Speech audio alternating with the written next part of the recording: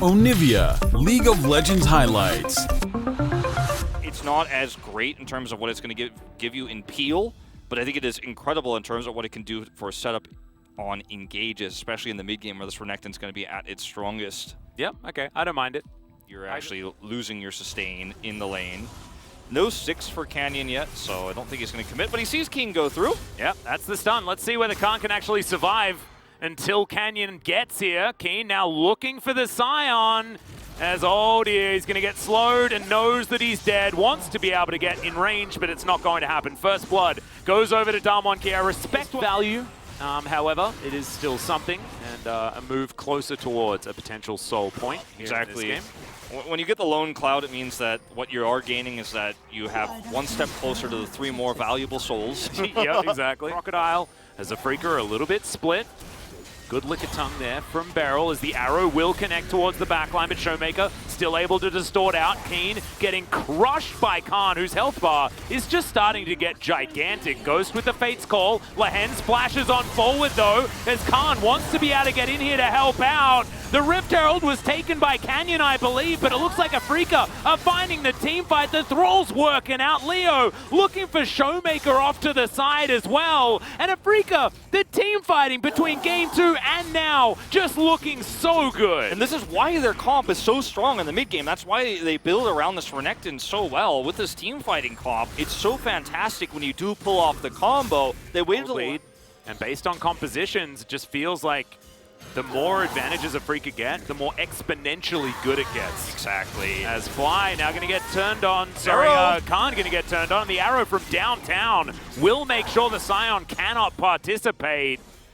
And Afreeca, they've just picked up this snowball and they're running away with it. Maybe not respecting Afreeca quite enough, as there's a Solar Flare going to connect onto Ghost as Beryl. Now level 6 does have the Devour as teleports are coming through. Beryl gets thrown back, has some great health as Showmaker trying to keep himself alive. Ghost doing the same thing as he hops himself out of the way. Good cleanse as Fly now able to get himself out. The flash forward from Beryl, trying to lick Fly to death, but it's not going to work, and Showmaker just doesn't quite have the damage. Frozen Thrall's even doing a whole host of work, and Afreeca just team fighting so beautifully. An arrow comes back up, and Khan eats it again. Khan just here to donate a little bit more gold over to the Afreeca Freecs.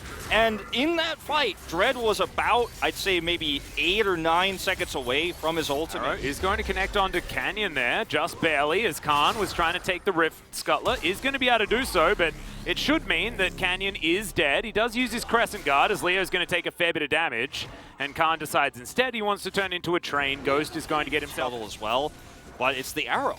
That's the X factor here. The arrow buys so much time, and the fact that the turret was full health means that this play is just kind of risky from the outset when you know that that long-range engage is possible. Mess this up. I just don't see it possible. I think W8D1 Afreeca actually should probably give this up, but it feels like a lose-lose. Beryl. Ooh.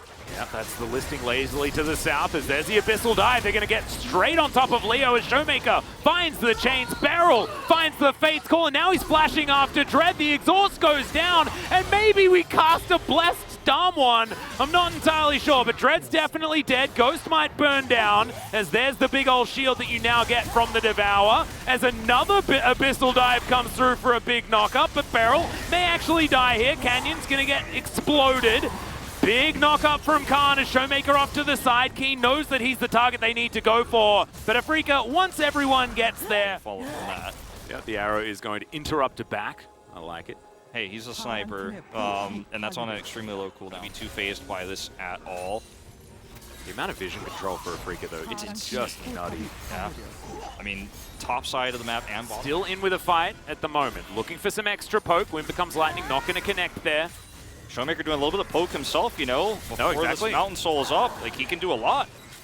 Well, Khan also standing as that stalwart wall in front of Afreeca here, as now they're going to start this fight off. The arrow is not going to connect as Afreeca just dive on forward.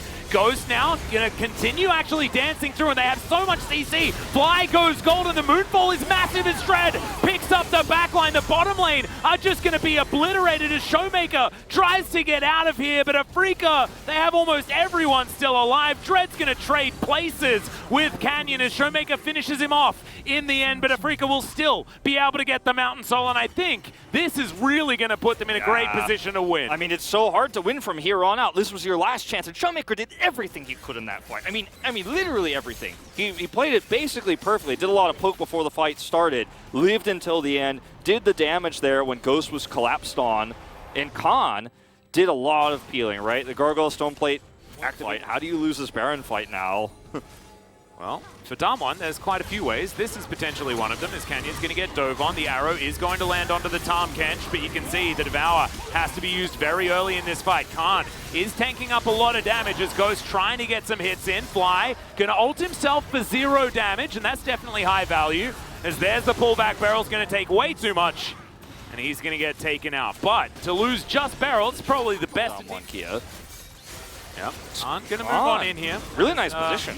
Certainly is a pretty good front line, but there's the decimating smash. Arrow once again going to connect onto the Tahm Kench as Fly. They're just biding their time. They're waiting for their opportunity as in he goes, looking for even more, but Canyon is going to go golden, and now Fly going to have to ult himself once again. Good flash out there from Ghost as the Moonfall doesn't do a whole lot, but that's a triple kill for the Crocodile. Make it a quadra. Now Khan is just walking around as a zombie, and everyone dives on top of Showmaker. He's trying to escape, but Leo's going to finish off the ace, and Afreeca will march down the mid lane. Yeah, so Showmaker's just playing the last game of his promos, and it's not going well. I mean, he is playing as well as he can. I mean, well and truly basically played every aspect of his game perfectly. But at the end of the day, with all the cards stacked against him, how good is perfect really?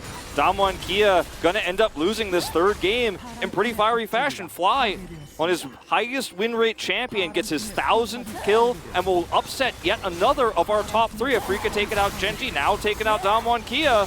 Yeah, Canyon's gonna come in and try and save things, but he is just going to die. He's gonna have to watch his Nexus go down as well, as Damwon are starting to respawn, and there are some lower health bars, but I just don't know whether it's gonna be enough, as Leo's untouched and Afreeca reverse sweep Damwon Kia in this.